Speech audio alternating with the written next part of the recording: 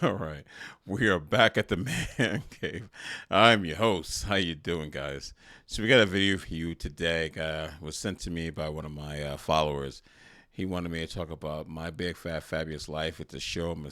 Obviously, it's on TNN, and it's about a woman. I'm assuming, like the Biggest Loser lost the weight because that was what we were doing.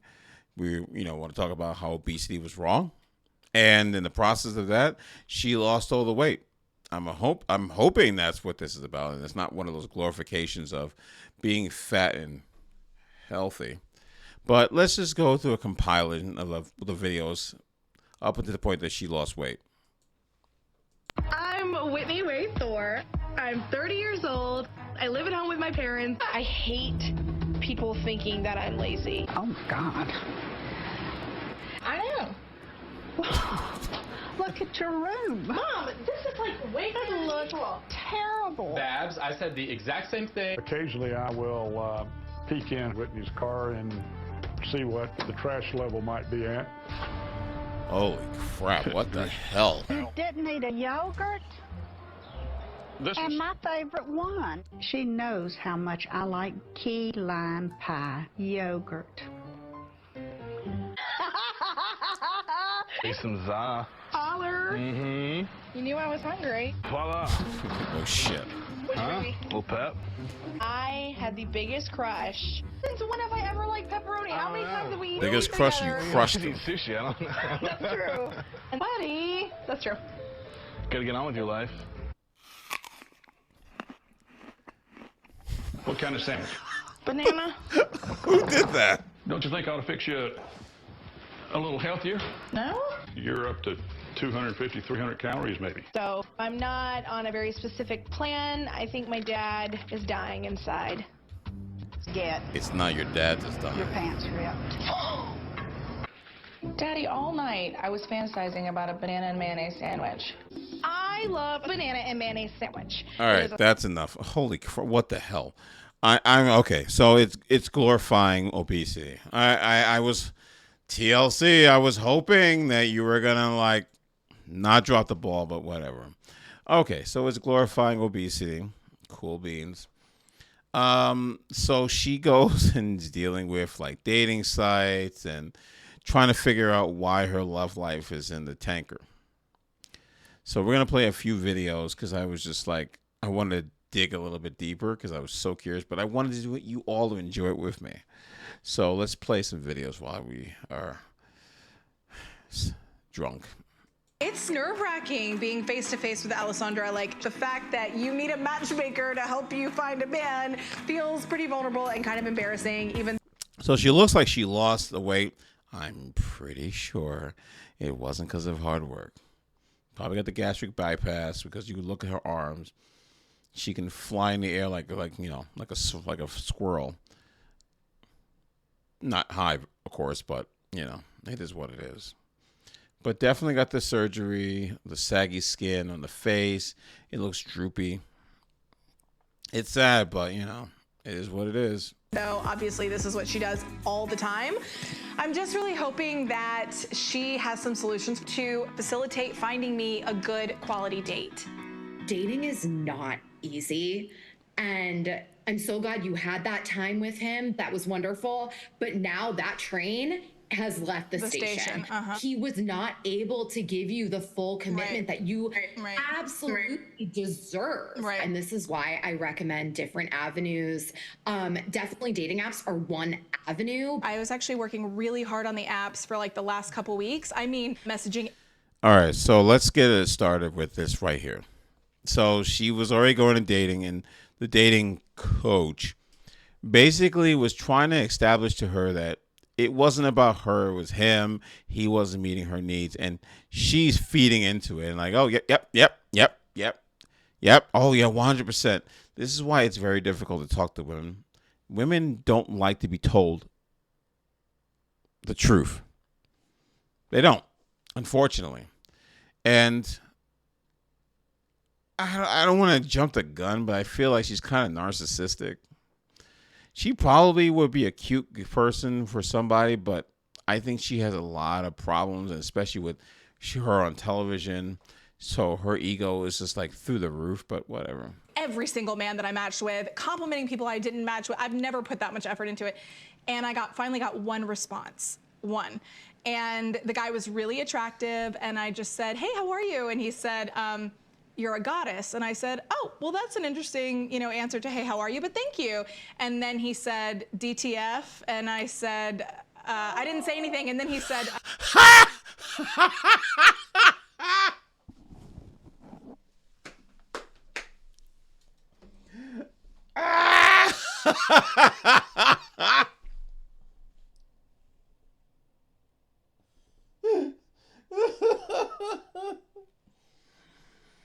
wow. Good on Chad for throwing her directly into the DTF file. If you know what that means, down to bone chicka wow wow. He probably saw her and was just like, yeah, I like to have a fetish for chubby chasing. You down for that? I'm 11 inches and thick. Oh, so yeah. I feel like for me, like I've had enough sex in life. You know what I mean? Most women don't have problem getting sex. So I don't care about that anymore. It's like investing, right? You're not going to invest fully in one stock and one stock only, and then it's do or die. All right, but you have to understand. First of all, you acknowledge that, yeah, women don't have to worry about sex, which is 100% true. You also was talking about, like, you never had a problem getting it, which means that, do you open yourself up to multiple dudes? Are you constantly always trying to go after it? Big questions. So, this guy probably already realized it. And since everyone else didn't get back to you, this dude was just like, I'd rather have some fun. Are you down for something? And I guarantee you, she probably would give it to him too, because she's probably Chad struck. So it's the same thing with your dating life. You want to diversify your portfolio when it comes to, how you're meeting men. If a man flirted with me in public, much less like asked me out, I would fall over and die. I can't even fathom it happening. It's just like, when did I get this lame? I used to be able to go out to the bars. I used to be a big drinker, and I could always find something if I wanted it, and now I'm not sure that I could. So there's a reason why, honey. I think this is a limiting mindset. I really do. And let me be honest, I don't leave the house. So there's also that. I don't leave the house. I've definitely become a huge homebody, and that's the reason I do the apps, because I'm like, well, I know I can't meet anybody sitting in my living room, so. Yes, sweetheart, because that's lazy. So why are you shocked that a woman like yourself, I don't leave the house, a guy's not willing to just come to your house and smash it? You're cute for a smash. I mean, no, I'm not even being rude. Let's be real. You look like you're fun. Probably do a whole bunch of things that the guy would like to do. But let's be real. Like, there's not a whole bunch of guys that are going to be like, they're already looking at you as being lazy. You just proved to them that you're lazy. I stay at home. You're not bedbound, so you're already giving up the impression that you're not putting out the effort.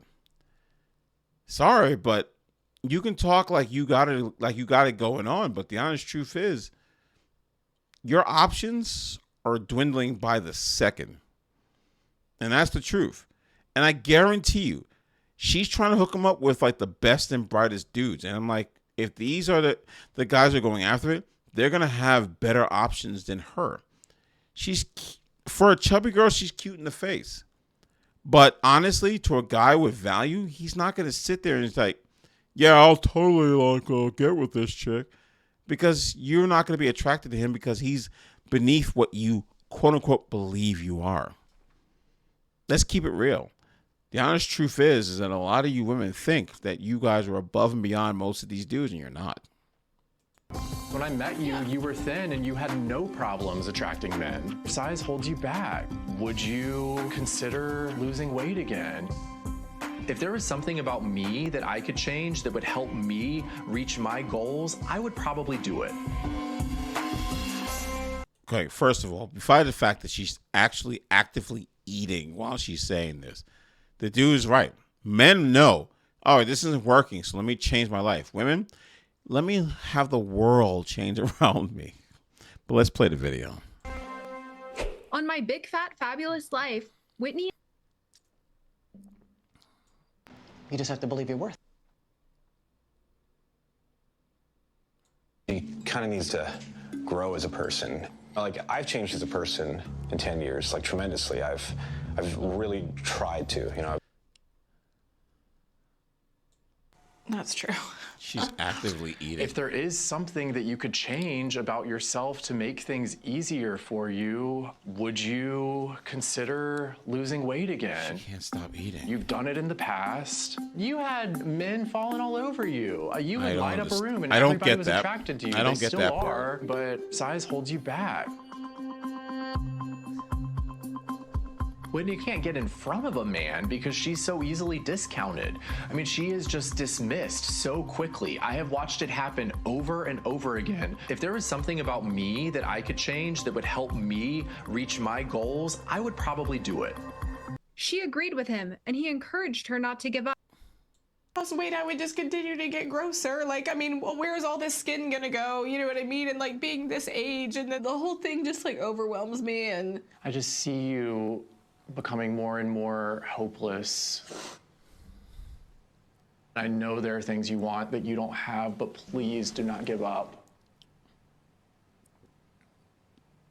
We're just going to be later in life people. The episode ended with Whitney questioning. It's the way that you become invisible to the entire world. It is the way that everything communicates to you that you are worth nothing now because you're fat. I mean, to be fair, that was a choice. That was a choice you made when you became obese. Most women are obese. Most men are obese because of choice. They like to hide behind the medical part, but most people are obese because of choices. You were lazy. You didn't keep working out. You didn't get back up. You fell into a rut. You fell into a rut and you said, you know what? I'm just going to stay here because it's easier. She's trying to get sympathy. And the honest truth is, you screwed yourself over because instead of building yourself up and becoming a better person, you got on TLC. You were the fat girl that had the messy apartment, the messy car, made a joke about it. And then you're shocked that people look at fat people as lazy, disgusting, fat slobs. That's why I say back in the day, obese women, fat women, plus size women, curvy, whatever you want to call it, they at least gave you something else and they added something to the whole thing to make you feel better. Like they could add something. Oh, they're fat. Well, they would counter it with something else, like immaculate personality, which if you're with an 8, 9, or 10, you know they don't have any personality. They had to do that to make themselves somewhat attractive to go out and find themselves a man. And it worked. But somewhere in the 2000s, where I like my girlfriend's BBW, they started having this ego where they started thinking that being fat was a privilege and, you know, you should like me because I'm fat and I'm giving you the opportunity to be with someone like me. I'm just being honest with you. She's not a bad looking girl for her size. She needs to get away from like TLC and doing all that other stuff because the honest truth is it's holding her back. It's making her feel comfortable with being fat when she should be rendering her to not be better. She should try to better herself and do other things with her life. But what ends up happening is that these shows promote obesity, tell you that being fit is disgusting, being fat is 100% okay, and women are not going to work hard. If someone says, oh, I'm fat and I'm beautiful, I'm going to stay fat and beautiful, regardless of what my doctor says. And that's one of the biggest problems that we have is that we have these shows that push these narratives, and it never gets any better because what we do, instead of pushing health, we push I feel okay. And it's sad. But unfortunately, that's how, the cookie crumbles. It's just how it is.